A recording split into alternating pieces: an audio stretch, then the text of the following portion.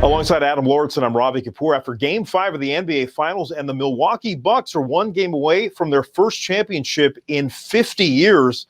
Where have we heard that before, Adam? Certainly we've covered a team that had a similar situation. The Bucks win into Phoenix, upset the Suns 123-119, paced by the big three, and I think this is the real coming out party. Giannis, Jrue Holiday, and Khris Middleton all had big games, and they're one game away.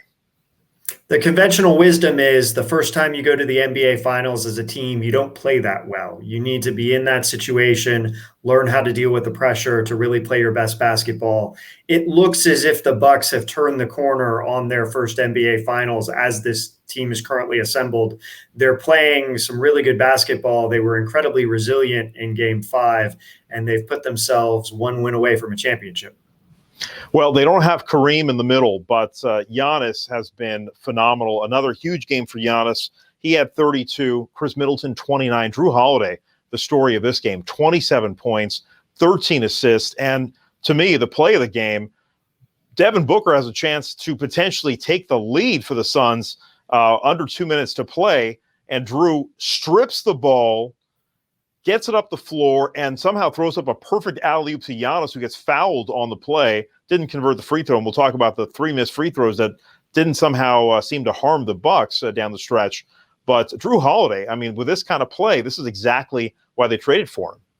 The two marquee plays of this NBA Finals so far are defensive stops. Giannis's block in Game 4 and the steal you just described in Game 5 are really the turning points, I think, for the Bucks if they end up to win this series. It's great to see defense mattering in an NBA Finals. It's the unheralded part of the game, but you have some great defensive players on the Bucks. They are a great defensive team collectively. That's really been the difference. They've found a way to frustrate the Suns and to get stops when they desperately needed them. Let's talk about Khris Middleton for a second, because obviously Giannis is getting deserved kudos for his play. But man, is Middleton steady. He has just been an ace in the hole, making money jumper after money jumper throughout the stretch here. Very reliable, consistent performer. I mean, he almost is kind of like a Klay Thompson type to Steph Curry in this scenario. A little bit different kind of ball players than Steph and Klay, but Middleton, his reliability has been key for the Bucks to get to this stage. Reliability and confidence. The three-pointer he made as the clock was going down in the fourth quarter in Game 5 was an incredibly high-pressure shot. You don't take that if you have any doubt in your ability or if you question whether you're up to the moment. So while some of the Bucks look like they've been inconsistent, they've missed free throws, they've had some sort of stage fright to some degree, not Middleton. He's been consistent. He's hit the shots when they needed them. He's not afraid of the moment at all. Speaking of not afraid of the moment, Devin Booker, who had a really bad game in Game 3 in Milwaukee. Game 4 was fantastic. And again, here in Game 5, 40 points for this young shooting star who, hit a big three down the stretch. And we all thought when he had a chance to potentially give the Suns a shot to win, that he was going to be in that position to do a turnaround jump shot to take the lead. And yet Holiday made this incredible play. Talk about Booker and what does this mean here for the Suns moving forward? CP3 played better tonight. He had 20 plus points, but this has all come down to Booker's shoulders, it seems.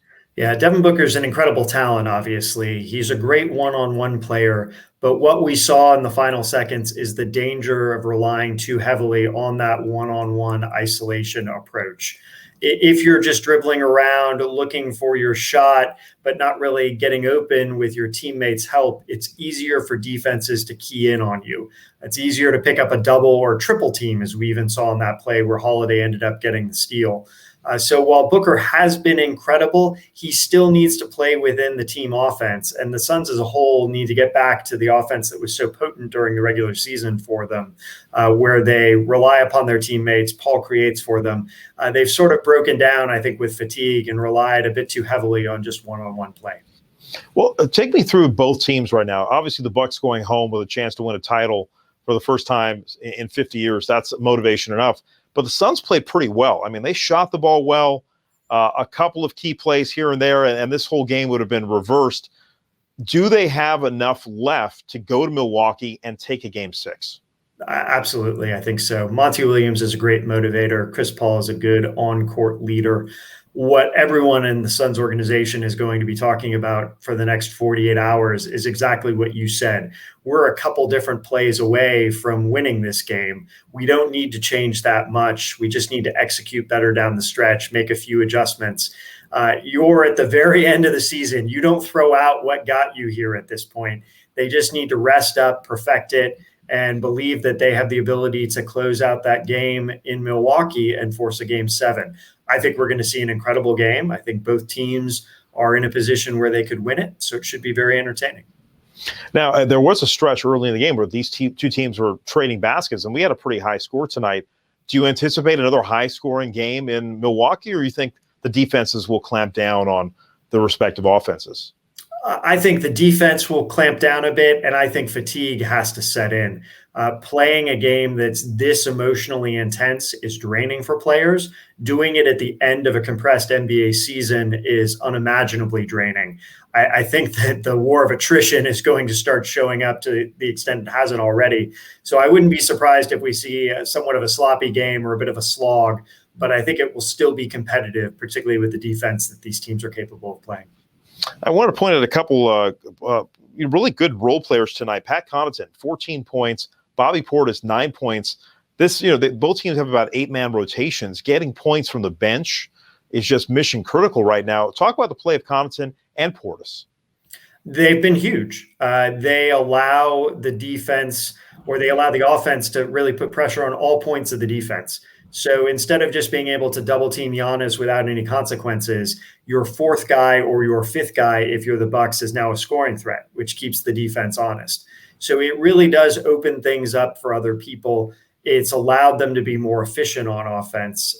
When those guys at the bottom of the rotation are scoring, it makes everything easier.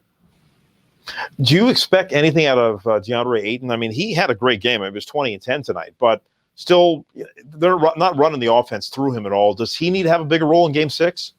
No, I don't think he's the type of player right now that you want to run the offense through. You want to get him good, high-quality looks, high percentage shots, which is exactly what they're doing. You want him to be active around the basket. I think they need to keep him within his role and not try to force it. What I would like to see them do is to try to get a little bit more action, whether it's with Paul or with Booker, to get them open, get them some easy looks. But that requires them to move without the ball, which takes energy. And at the end of the season, that can be hard to come by. Well, this series has a lot of similarities to some other series that we've covered over the years, but Milwaukee has a heck of a chance to win on their home floor for the first time in 5 decades. And you can imagine they're going to be psyched up in Wisconsin on Tuesday night. And Adam and I will be here with you after Game 6 for a full recap and what could be the Bucks' first championship in decades. For Adam, I'm Ravi. We'll see you after Game 6.